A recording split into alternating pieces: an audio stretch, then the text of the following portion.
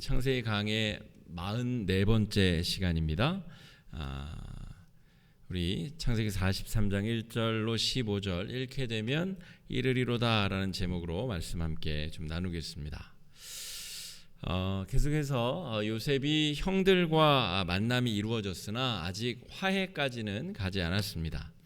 그런데 우리가 계속 내용을 43장 44장 내용을 계속 보다 보면 이 내용이 이렇게까지 길게 서술될 내용인가 조금 의아하기도 합니다.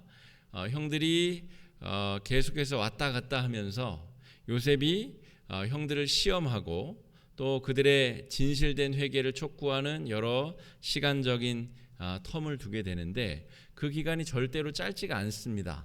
오늘 10절 말씀에도 2번 왔다 갔다 할 시간이 걸릴 정도로 아직 재방문이 이루어지지 않았습니다. 그러니까 한 6개월에서 1년 가까이 이 둘째인 시므온은 구류 상태에 있는 것이고 아직 요셉은 이 형들을 다시 두 번째 만나지도 못한 상태에 있습니다. 그러므로 지금 이 일을 이렇게까지 길게 서술할 일인가 우리가 좀 생각해 볼 때에 다른 의도, 다른 뜻이 이 본문에 담겨 있겠다라고 생각해 볼 수 있습니다.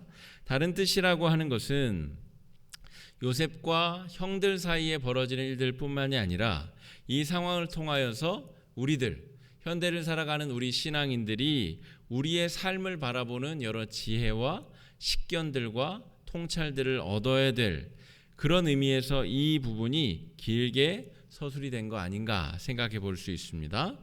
오늘 말씀 43장 1절로 2절까지 말씀 한번 같이 읽어보겠습니다. 그 땅에 기근이 심하고 그들이 애굽에서 가져온 그들에게 이르되 다시 가서 우리를 위하여 양식을 조금 사오라. 그러니까 이미 2번이나 다녀올 시간이 지나자 이제 사온 양식이 다 떨어졌다는 것이죠. 그래서 이제 이스라엘이 야곱이 이 아들들에게 다시금 가서 양식을 조금 사오라 라고 이야기를 하게 됩니다. 그런데 여기서 양식을 조금 사오라 라고 하는 의미, 사오려면 많이 사와야 될 것 아닙니까?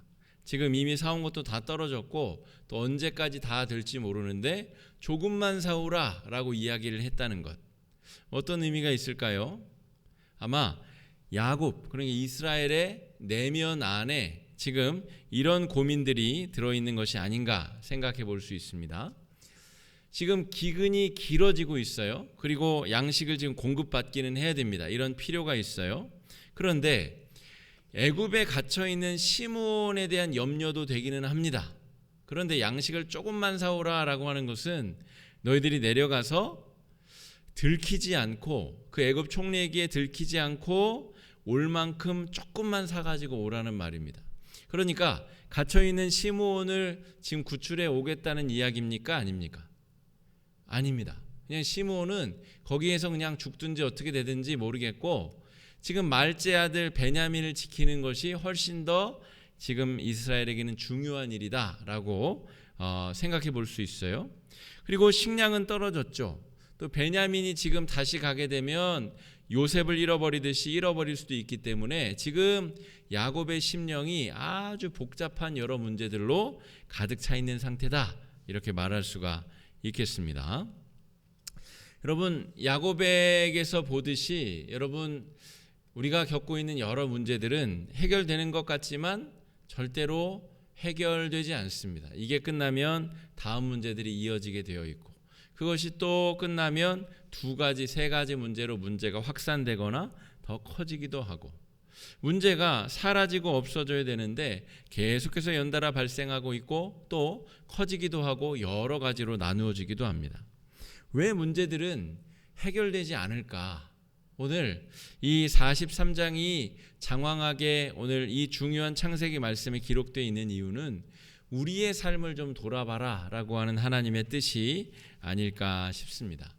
여러분, 이번 명절에 우리 자녀들, 손주들, 우리 친척들 두루두루 만나셨을 텐데 여러분 어떻게 기쁘고 평안한 이야기들만 다 듣고 오셨나요? 그렇지 않을 가능성이 높습니다. 또 새로운 문제들, 또 새로운 걱정거리들, 언젠가 우리 손주가 대학 들어가서 참 기뻐했는데 이제는 취직을 염려해야 될 때가 또 오기도 하고, 취직을 이제 해서 잘 사나 했더니 이제 또 시집장가 가야 된다고 기도 부탁을 하고, 여러 가지 난관과 어려움들이 끊임없이 펼쳐지는 것이 우리의 인생이다라고 할 수가 있겠습니다. 그렇다면 오늘 이 문제의 해결점을 찾지 못하고 있는 야곱과 전체 지금 이 큰 그림을 조금 더 넓게 보고 있는 요셉의 상황에 비추어 우리가 관찰자로서 이 상황을 조금 더 잘 자세히 들여다보자 라고 하는 것이죠. 우리에게도 어차피 문제는 잘 끝나지 않습니다. 우리의 인생을 여기에 대입해서 우리 인생에 펼쳐지는 문제들을 이 창세기 43장의 관점으로 우리가 한번 살펴보자 라고 하는 것이죠. 인생이 계속될수록 문제는 끝나지 아니하고 이어집니다. 살아내기 위해서는 우리가 계속해서 무언가를 선택해야 됩니다. 중요한 거는 하나님이 우리에게 선택할 수 있는 자율성을 주셨다는 데 있죠. 여러분, 어떤 사람들은 의존적인 것이 더 편한 사람들이 있습니다. 누군가 나보다 더 똑똑한 사람이 뭔가를 결정해 주면 좋겠다, 그렇게 그냥 사고방식이 그런 분들이 있습니다. 어떤 분들은 남이 결정해 주는 걸 따라가는 것보다는 내가 결정하는 것이 더 편하고 좋은 사람들도 있죠. 그런데 어쨌든지 간에 자기가 결정하든 남이 내 인생을 결정해 주든 어쨌든 우리의 인생은 계속해서 시간이 흐르고 우리가 살아가야 되기 때문에 우리의 인생은 필연적으로 무엇인가를 계속해서 선택해야 되는 인생이라는 것이죠. 그래서 문제가 끊이지 않는 겁니다. 우리가 늘 좋은 선택, 바른 선택만 할 수 있다면 고민할 게 뭐가 있겠어요? 걱정할 게 뭐가 있겠어요? 하나님께서 내 대신에 다 선택해주고 결정해 주시면 뭐가 문제가 되겠어요? 그런데 하나님은 세상을 그렇게 창조하지 않으셨습니다. 창조 때부터 하나님은 아담과 하와에게 바른 쪽을 너희들이 선택했으면 좋겠다라고 하는 바램을 얘기하셨지 절대로 대신해서 선택해 주지 않으셨다는 것이죠. 우리 인생도 마찬가지입니다. 하나님 말씀이 우리 손에 쥐어져 있어요. 이 말씀대로 우리가 잘 선택하면 되는데 우리는 이 말씀대로 선택하기보다는 내 욕심과 내 욕정과 내가 하고 싶은 대로 우리가 잘못 선택하는 경우가 훨씬 많다는 것이죠. 이 사이가 우리가 살아가는 인생의 어디쯤이다라고 말할 수가 있겠습니다. 하나님께서 이미 바른 선택의 여러 기준들을 말씀을 통해서 우리에게 주셨는데 우리는 그것과 다른 선택을 하고 싶은 내적 죄악의 욕망을 가지고 있다라고 하는 것이죠. 여러분, 우리의 선택이 굉장히 중요한 기로에 놓여 있다고 할 때 오늘 야곱이 그런 상황에 처해 있다는 것이죠. 이제 자식들을 다시 애굽으로 보내가지고 음식을 사와야 되는데 그런 선택을 하게 되면 어떤 위험을 감수해야 되죠? 막내 아들 베냐민의 위험을 감수해야 되는 거죠. 그렇게 하지 아니하고 자식들을 보내서 애굽에 보내서 양식을 사오지 않게 되면 어떻게 되는 거죠? 쫄딱 굶어 죽는 거죠. 그러니까 인생은 매번 선택의 연속인데 어떤 선택을 해야 될 것이냐라고 하는 것입니다. 여러분 우리도 똑같은 상황을 늘 겪고 있지 않습니까?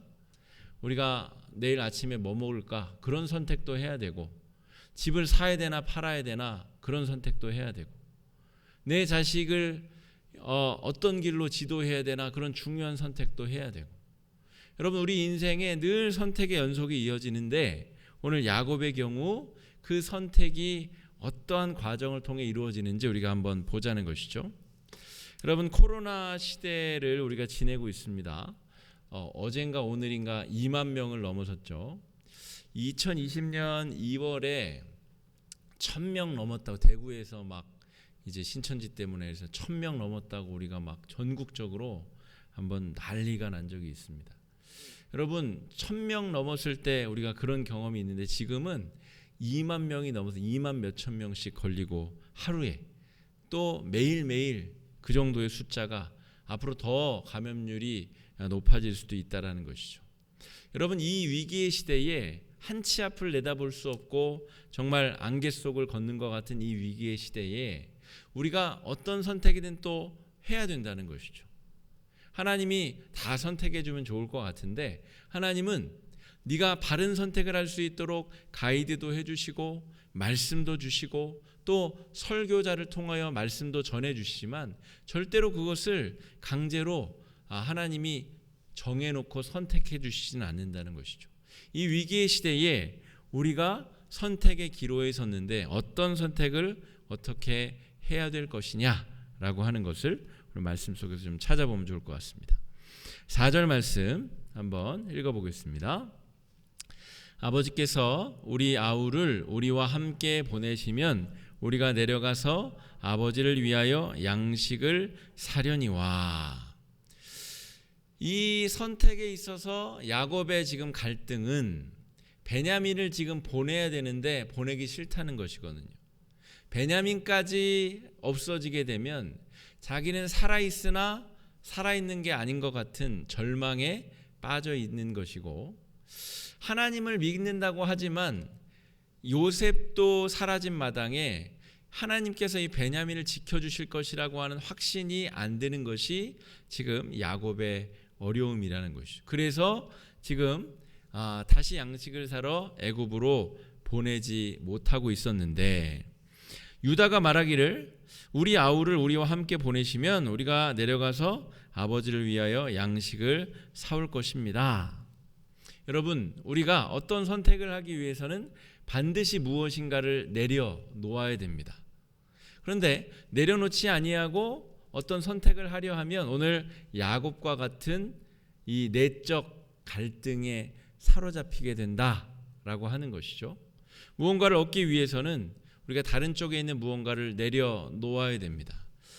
반대로 말하면, 다시 말하면 무엇을 우리가 대가로 지불할 것인가 라고 하는 것이죠.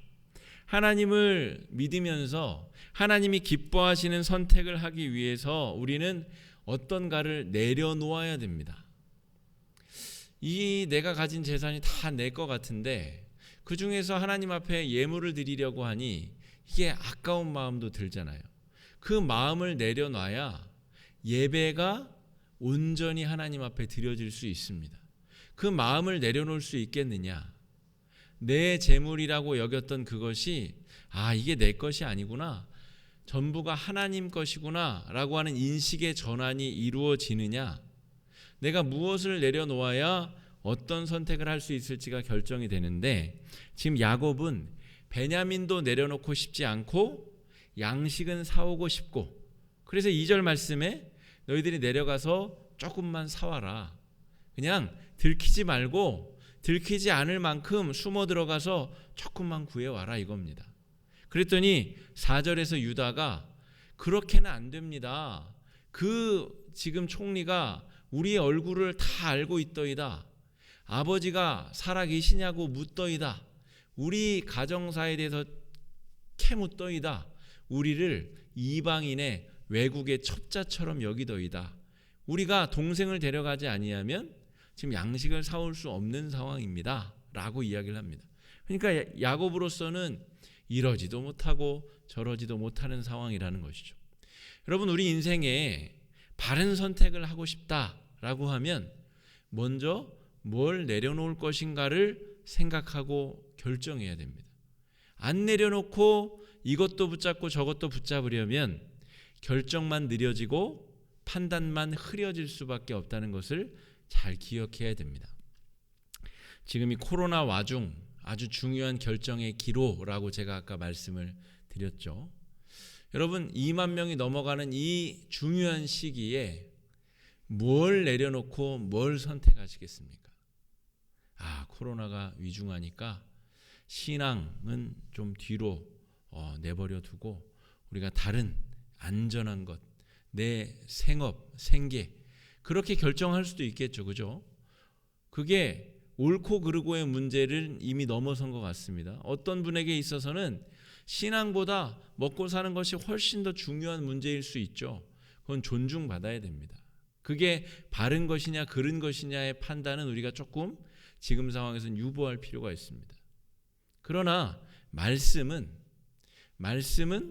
우리가 이런 중요한 상황에서 무언가를 선택하기 위해서 다른 것을 내려놓아야 된다. 하나님을 신뢰하기 위해서 내가 가지고 있는 우선순위, 중요성들을 내려놔야 된다. 성경은 분명히 그렇게 이야기한다는 것이죠.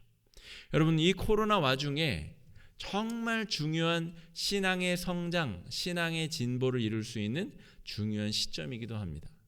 모두가 다 어려운데 이 위기의 상황에 우리의 신앙이 성숙할 수 있는 기회가 될 수도 있다는 것이죠. 그러기 위해서 우리는 무엇인가를 내려놓아야 되는데 무엇을 대가로 지불할 것인가 생각해 봐야 된다는 것이죠. 결국에 야곱도 베냐민을 보내기로 합니다. 다른 선택의 여지가 없거든요. 그래서 정말 소중한 것이지만 내려놓기로 한다는 것이죠. 그것이 야곱이 아주 많은 대가를 치른 후에 지금 결정하게 되는 내용이다라고 하는 것이죠. 6절 말씀 한번 읽어보겠습니다. 이스라엘이 이르되 너희가 어찌하여 너희에게 또 다른 아우가 있다고 그 사람에게 말하여 나를 괴롭게 하였느냐. 여러분, 지금 이것은 이스라엘 야곱이 하는 이야기입니다. 야, 너희들이 어찌하여 왜 동생이 있다고 얘기해가지고 이 동생이 지금 끌려가게 만들었느냐. 지금 야곱이 무엇을 한탄하고 있죠? 10명의 자식들에게 한탄을 하고 있습니다. 그러니까 원인 분석이 지금 잘못되고 있다는 것이죠. 무엇이 문제인가를 분석해야 되는데, 제가 볼 때 지금 야곱에게 있어서의 문제는 왜곡된 자식 사랑입니다. 그러니까 시므온도 자기 자식인데 지금 베냐민에 비하면 이 시므온은 살든지 죽든지 아예 관심이 없는 상태입니다. 그러니까 요셉 때에도 그랬고 이 베냐민 때에도 그랬고, 이 야곱은 지금 자신의 잘못된 왜곡된 자식 사랑이 여러 문제들을 야기하고 있다는 것을 간과하고 있어요. 그냥 이 10명의 형들이 동생 이야기를 꺼낸 것 자체에 모든 책임을 떠넘기고 자기 책임은 없는 것처럼 이야기하고 있다는 것이죠. 여러분, 이런 실수는 우리가 아주 빈번하게 저지르고 있는 실수입니다. 이렇게 하면 야곱은 자기 속은 편하죠. 그러나 문제의 원인을 잘못 분석했기 때문에 제대로 된 선택을 할 수가 없어지게 됩니다. 원인은 자기 자신이 편애했었던 그 잘못된 자식 사랑이 이런 문제를 야기시켰다는 것. 돌아보고 회개하고 자식들에게 용서를 구해야죠. 그리고 이 자식들이 소중하다면 이 베냐민을 보내야죠. 그래서 이 자식들이 지금 다 굶어 죽게 생겼는데 이 베냐민 한 명 살리자고 나머지를 다 죽이자는 결정, 잘못된 결정을 지금 하고 있는 야곱이 자신의 잘못을 시인하고 회개했어야 된다는 것입니다. 여러분, 이렇게 원인 분석이 잘못되면 바른 결정을 하지 못하고 내적 갈등만 많이 일어나게 됩니다. 여러분, 우리가 하나님의 말씀을 매일매일 아침마다 새벽마다 성찰해야 되는 이유가 여기 있습니다. 하나님의 말씀이 무슨 이야기를 하는가를 알아차려야 내 삶의 방향이 어느 만큼 틀어져 있는지를 자각할 거 아닙니까? 아, 내가 3도만큼 말씀의 기준점에서 벗어나 있구나. 완전히 내가 지금 거꾸로 가고 있구나. 180도 틀어져 있구나. 이것이 알아차려져야 하루 동안에 내가 자기 자신을 성찰하고 살필 것 아닙니까? 근데 말씀을 제대로 살피지 못하면 야곱이 지금 하는 것처럼, 야, 다 니네 탓이야. 10명의 형들이 말이야, 자기 동생을 하나 지키지 못해가지고 미련하게 동생이 있다는 얘기를 괜히 해가지고 지금 이 사단을 벌이냐? 이 아버지 마음을 이렇게 불편하게 만드냐? 엉뚱하게 지금 자식들에게 원인을 돌리고 있다 하는 것이죠. 자기 성찰이 전혀 이루어지고 있지 아니하는 상황에서는 내적 갈등만 커지게 됩니다. 방향성을 잃어버렸기 때문에 어디로 가야 되는지, 무엇을 해야 되는지, 언제 해야 되는지 아무것도 결정하고 있지 못하다라고 하는 것이죠. 여기서 아주 중요한 유다가 중요한 역할을 하게 됩니다. 아버지가 바른 결정을 내릴 수 있도록 중재자 역할을 유다가 하게 된다는 것이죠. 자, 9절 말씀 한번 읽어보겠습니다. 시작. 내가 그를 위하여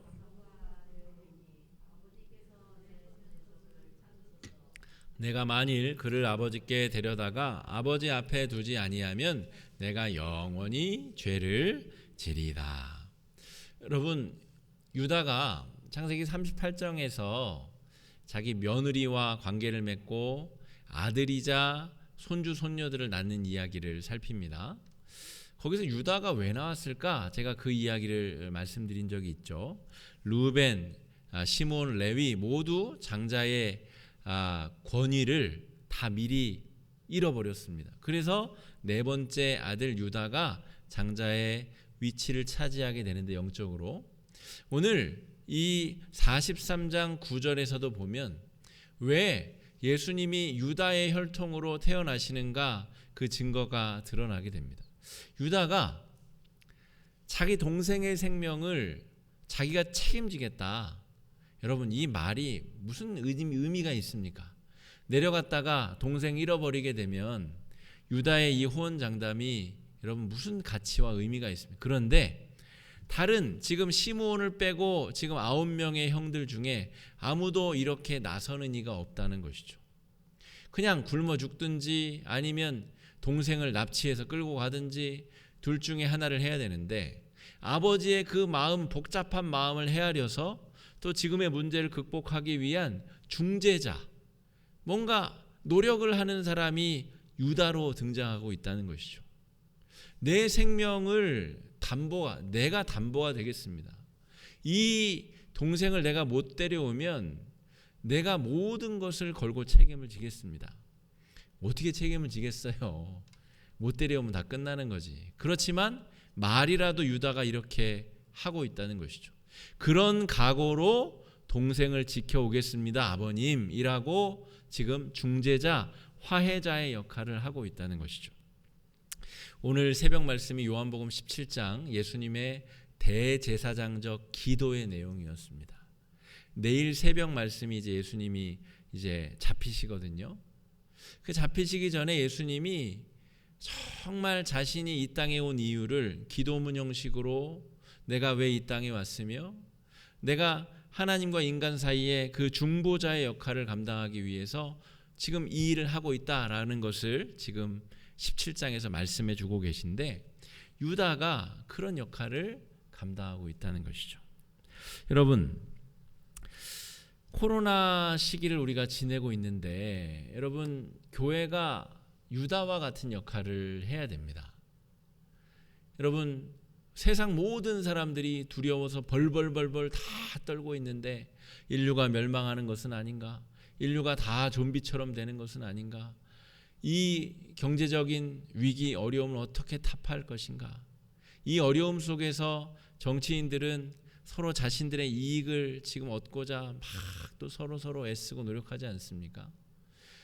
여러분, 자기 자신을 위한 사람이 아니라 교회가 이 위기의 시대에 불안과 공포와 두려움에 떨고 있는 많은 세상 사람들에게 하나님을 소개하고 하나님이 주시는 평강을 알리고 그런 중재자의 역할을 감당해야 된다는 것이죠.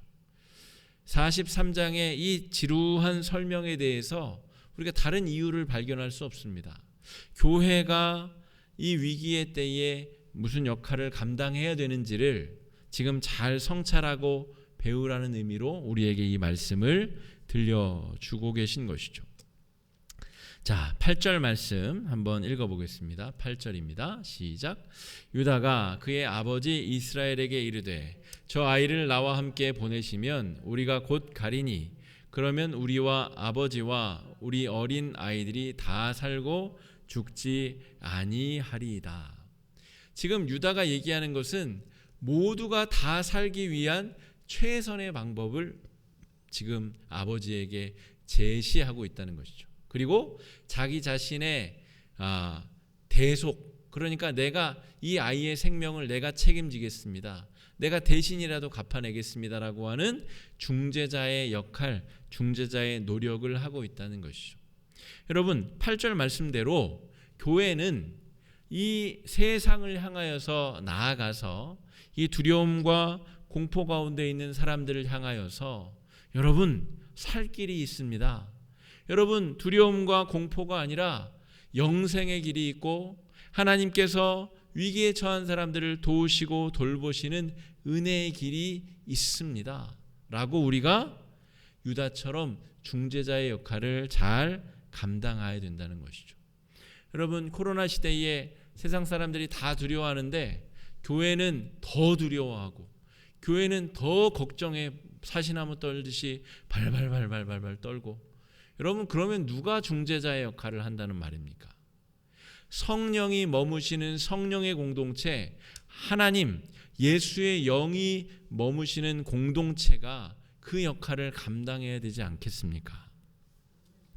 여러분, 우리 교회도 이 코로나 위기의 시대에 아주 중요한 결정들을 해나가야 됩니다. 돌아오는 주일 재직회 때 제가 2022년 목회의 중요 사항들을 좀 나누는 시간을 가지겠다고 하는 것도 그런 의미가 있습니다. 코로나 와중이니까 복지부동하고 우리가 아무것도 하지 말자. 그러면 아무것도 안 해도 문제가 생기고 뭐를 해도 문제가 생깁니다.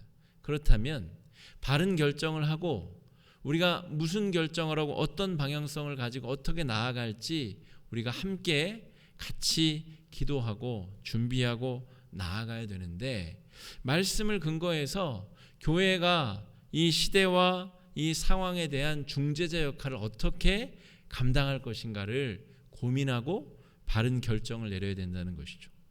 야곱처럼 결정을 미루다가 어쩔 수 없어서 결정 지어지는 그런 공동체, 그런 인생이 아니라 하나님이 주시는 시대적인 상황을 읽는 지혜와 식견을 가지고 믿음을 가지고 말씀 안에서 잘 점검하여 그 길을 바로 결정할 수 있어야 된다는 것이죠. 그것이 오늘 말씀이 우리에게, 우리 개인에게, 우리 공동체에게 주시는 귀한 지혜입니다. 그러자 이 유다의 이야기가 야곱의 마음을 움직입니다. 그래서 14절 말씀 한번 같이 읽어보겠습니다. 14절입니다. 시작.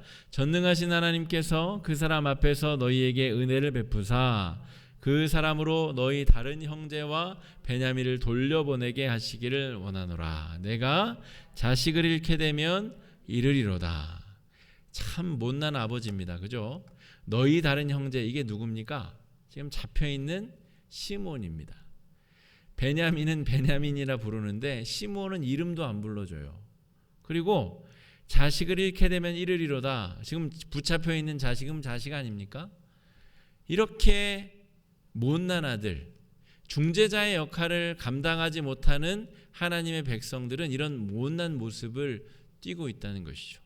제가 가끔 설명하는 기복주의에 사로잡힌 왜곡된 잘못된 기독교, 나만 잘 되면 된다라고 하는 기독교는 성경에 그런 기독교는 없습니다.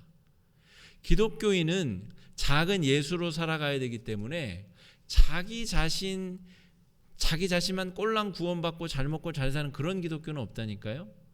유다처럼 자신의 섬김과 희생을 통하여 다른 사람을 살리고 중재하고 하나님과 화해를 일으키는 것이 교회의 사명이고 성도의 직분이라는 것이죠. 그런데 이 야곱의 모습을 보면 그 옛날 그 형의 장자권을 뺏어올 때부터의 그 연약함이 그대로 아직도 있어요. 그 다 자기 자식인데도 그 중에서도 요셉과 베냐민, 이 자식들만 특별하게 여기고 특별하게 자기 것이라고 생각하는 이 왜곡된 의식이 있다는 것이죠. 여러분, 그런데 하나님께서 유다의 말을 통하여서 유다의 이야기를 설득을 도구로 이용하셔서 지금 야곱의 마음이 변화되고 이제 이르면 이르리로다. 다 내려놓는 상황. 다 내려놓을 수밖에 없죠. 지금 안 그러면 다 같이 굶어 죽게 생겼는데 그러니까 이제 베냐민의 생명조차도 내려놓게 되었다 하는 것이죠. 여러분, 다 내려놓아야 하나님이 일하실 수 있습니다. 우리가 붙잡고 있으면, 내가 아집으로 꽉 잡고 있으면 하나님이 일하실 수 없다는 것이죠. 여러분, 성령과, 우리가 성령의 강림과 여러 무당들, 이런 비유가 사실은 적절치 않습니다만, 신내림을 받는다든지 이런 무당들이 그런 거 있잖아요. 그런 것과 질적인 차이점은 뭐냐면, 성령께서는 우리 자신을 사랑해 주시고 존중해 주시기 때문에 우리를 막 조종해 가지고 성령이 자기 뜻대로 막 그렇게 막 몰아붙이시지 않는다는 것이죠. 기다리시고 참으시고 그 안에서 놀라운 변화가 일어나도록 중보하시고 기도하는 분이시라는 것이죠. 그런데 어디 신내림 받은 무당치고 여러분, 그 인생이 평안한 인생이 있습니까? 늘 그 귀신에게 시달리고 들볶임을 당하고, 귀신이 뜻대로 안 하면 막 신병이란 것도 걸리고. 여러분, 성령 하나님을 그런 종류의 분으로 우리가 오해하거나 착각하면 안 되는 이유가 여기에 있습니다. 그런데 결국 야곱이 스스로 내려놓았다는 것이죠. 자식을 잃게 되면 잃으리로다. 이제서야 비로소 성령 하나님이 역사하실 수 있는 상황과 여건이 전개가 되었다라고 말할 수가 있습니다. 여러분, 지금 야곱이 다 내려놓았습니다. 이제 더 이상 붙잡을 것도 없고 베냐민의 생명까지도 다 내려놓은, 여러분, 이게 바로 신약 시대에 예수님께서 십자가에 달려서 우리에게 열어주신 유일한 구원의 길입니다. 여러분, 다른 식의 구원의 방법이 있다면 예수 그리스도는 구원자일 수 없습니다. 다른 방법으로 자기 마음 수련하고 기도 생활 열심히 하고 정말 착하게 잘 살면 구원받을 수 있다면 예수님이 유일한 구원의 길은 아니지 않습니까? 완전히 내려놓아야, 내가 내 스스로를 구원할 수 있는 길이 한 가지도 없다라는 것을 완벽히 내려놓아야 하나님이 구원의 역사를 이루실 수 있다는 것이죠. 여러분, 우리가 왜 예수를 전해야 됩니까? 왜 예수 믿어야 구원을 받는다고 우리가 세상에 나가서 외쳐야 됩니까? 다른 여러 가지 마음의 평강을 얻을 수 있는 길들이 많이 있잖아요. 또 그냥 잘 살 수 있는 좋은 길들이 많이 있잖아요. 그런데 왜 우리는 이 세상에 나가서 예수를 전해야 되느냐? 여러분, 예수 말고는 구원의 다른 방법이 없기 때문에 그렇습니다. 돈 많이 벌고 높은 명예를 얻으면 구원이 이룰 수 있다면 굳이 예수를 왜 우리가 믿습니까? 그런데 예수 이외에 우리의 영적 구원을 얻을, 우리가 죽고 나서 천국 갈 수 있는 다른 길이 없기 때문에 오늘 야곱처럼 완전히 탈탈 다 내려놓아야 그 하나님의 돌보심을 얻을 수 있기 때문에 우리는 예수를 전해야 된다라고 하는 것이죠. 여러분, 막막한 시대 속에서 구원의 중재자 역할을 잘 감당할 수 있는 우리 화곡중앙교회가 되어야 되겠습니다.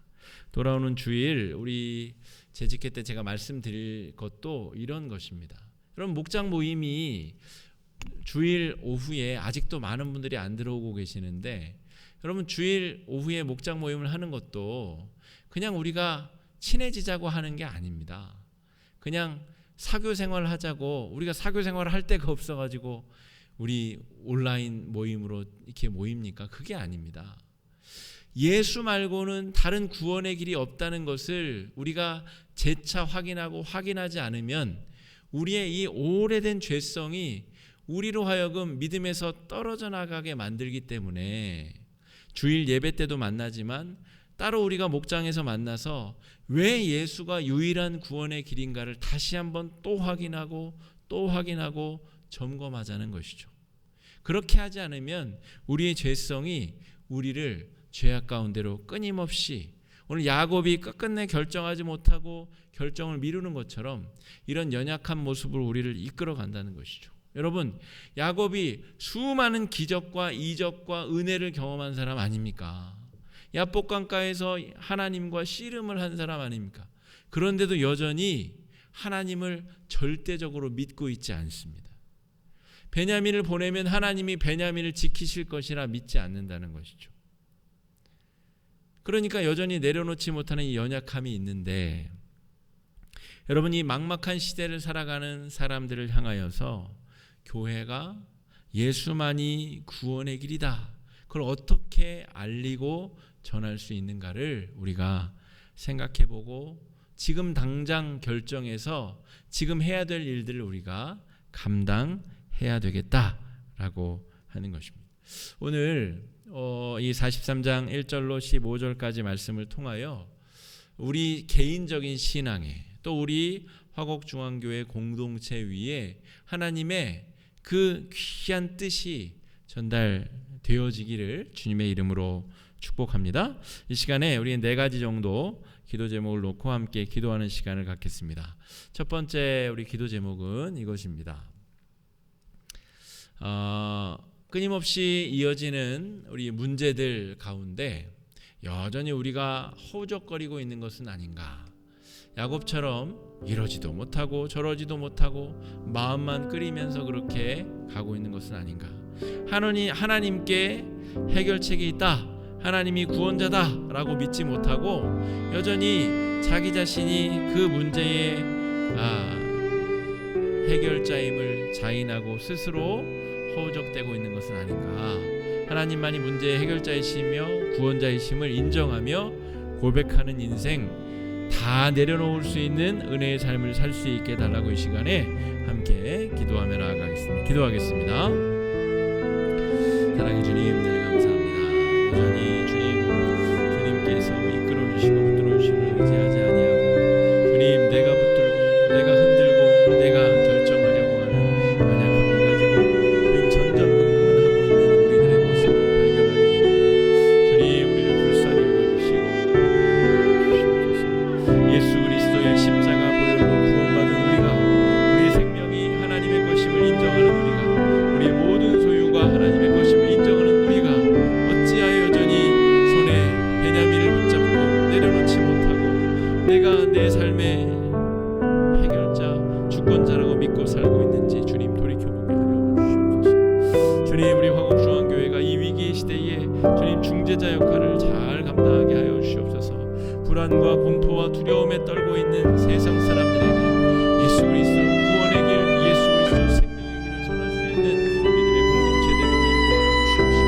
우리가 지금 어떤 선택을 하며 어떤 결정으로 나아가야 될지 주님 하나님께 물으며 지혜를 얻으며 주님 간구하며 나아갈 수 있기를 간구합니다. 주님, 이러지도 못하고 저러지도 못한 채 주님 시간에 이끌려 주님 점점점 쇠하여 가는 인생이 아니라 주님 하나님께서 붙들어주시는 생명의 길을 붙잡고 믿음을 붙잡고 나아가는 믿음의 백성들, 거룩한 백성들, 주의 백성들 될 수 있도록 역사해 주시고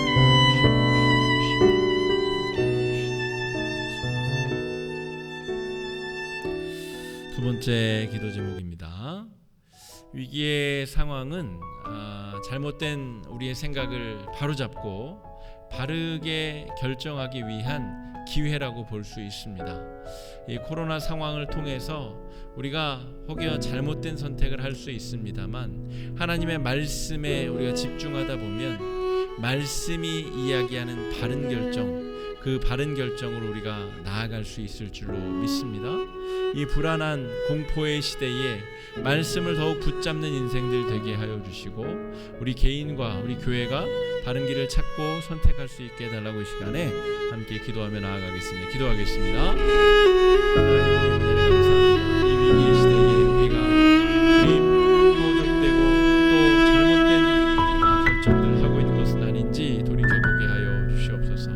우리가 지금껏 잘못 걸어왔었던 생각을 바로잡고 주님께서 우리의 생명의 구원자, 우리의 삶의 인도자, 주님께서 우리의 모든 주권자가 되심을 다시 한번 고백하며 하나님 앞에 우리의 불안을 내려놓고 우리의 공포를 내려놓고 신앙이 성장하며 우리가 더욱더 성숙한 신앙으로 나아갈 수 있는 귀한 계기가 될 수 있도록 주님 아버지 인도해 주시고 주장해 주시기를 주옵소서.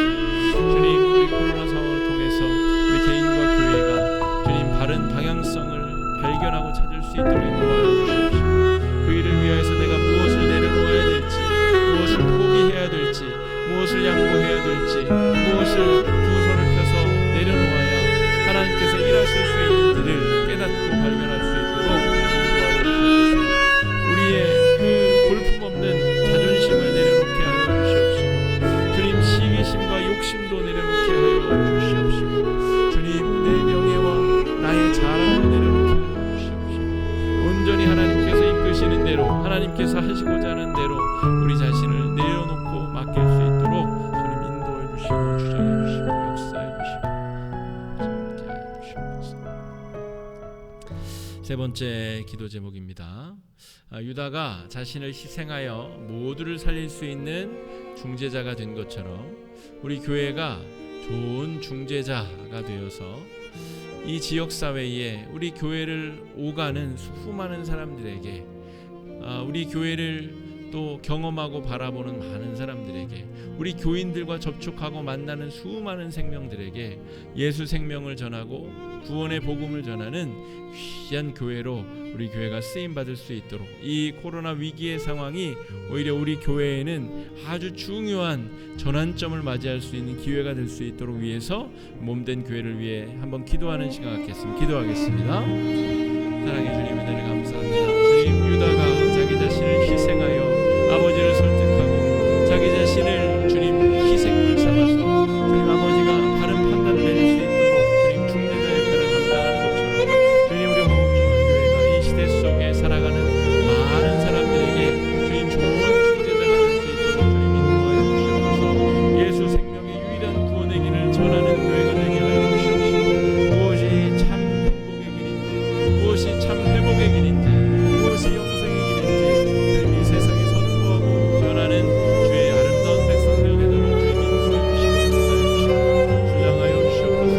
주님이 우리가 이 일을 위해서 부르심을 입었사오니 주님 부르심에 합당하게 우리가 쓰임받게 하여 주시고 주의 거룩하신 능력과 이끄심을 따라서 다른 결정, 다른 길을 향해 나아갈 수 있도록 인도해 주시고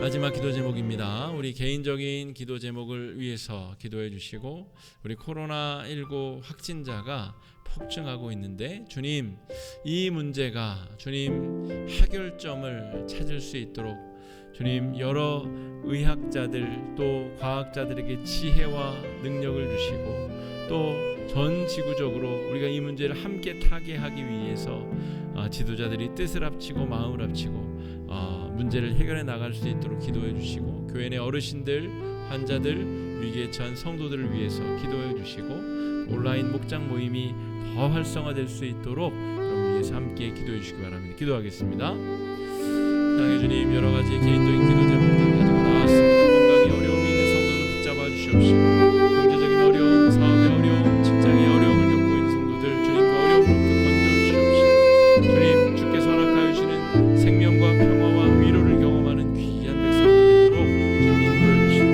주장하여 주시옵소서. 주님 코로나19 환자가 주님 폭증세를 접어들었습니다. 주님 그 가운데 주님 전 지구적인 한 마음 한 뜻으로 이 위기를 타개해 갈 수 있는 지혜를 허락하여 주시옵시고, 주님 이 위기를 넘어서 우리가 환경을 더 사랑하고 보호하며 하나님께서 우리에게 허락하여 주시는 주님 이 귀한 정원사로서의 역할을 잘 감당할 수 있는 인류가 될 수 있도록 인도하여 주시옵소서. 교회 내 어르신들의 건강을 지켜주시고 우리 환자들의 건강을 회복시켜 주시옵시고, 주님 경제적으로 영적으로 위기에 처한 성도들의 그 상황을 보고 살펴주시옵시고, 주님 이 위기의 상황 잘 극복해내고 하나님의 거룩한 백성들로 거듭날 수 있도록 인도해 주시고 우리 온라인 목장 활성화될 수 있도록 인도하여 주시기 바랍니다. 사랑의 주님, 오늘도 주신 말씀 가운데 우리에게 향하신 하나님의 뜻을 발견케 하여 주시옵소서. 우리도 야곱처럼 다 내려놓지 못하고 하나님의 것이라 말만 하면서도 여전히 내가 붙들고 여전히 결정을 내리지 못한 채 지지부진 마음 소가리만 앓고 있는 우리들의 모습을 발견하게 됩니다.